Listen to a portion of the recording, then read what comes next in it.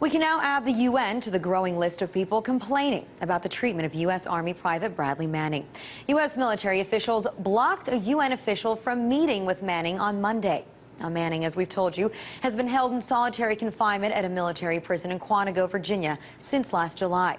He's charged with leaking classified documents to the website WikiLeaks, including those thousands of State Department cables. Now, the UN's Juan Mendez said that he was deeply disappointed and frustrated that he wasn't allowed to have an unmonitored visit with Manning.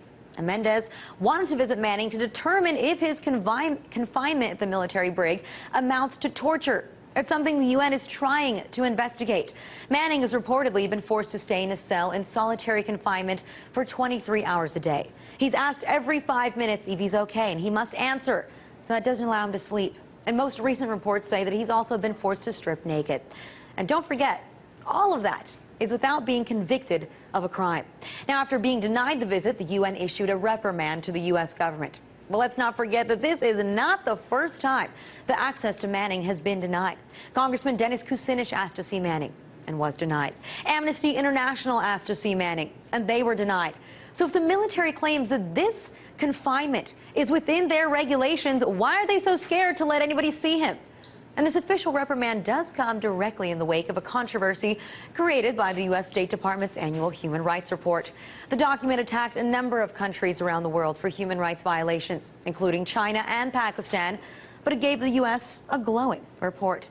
Now, upset with that report, China fired back with their own, calling attention to America's border laptop searches. And perhaps more importantly, its attitude towards WikiLeaks, all while professing a fundamental belief in the freedom of the internet. And no matter what you think about China pointing fingers on human rights, you know that they do have a point when it comes to this. Now, when asked about the UN reprimand by two reporters at a State Department briefing, the spokesman struggled to answer their questions. Well, okay, so if you've been taught, what do you talk to him about? He says, I'd like to visit him, and I need to do it privately, and you say no. I'm not going to talk about the substance of those conversations. I just say well, then I don't understand how you can say that you're being forthright about it if you refuse to talk about it. And if you don't talk about it, at least forget about what the actual conditions of his treatment are.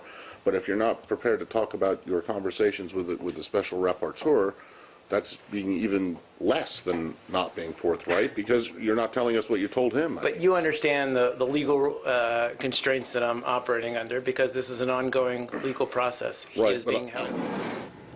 So while the U.S. continues to point fingers, call out other countries for their human rights violations, we continue to violate a U.S. citizen's rights daily, treat him in a way that constitutes torture by our standards, by international standards. And when asked to prove the critics wrong, they deny any access to Manning.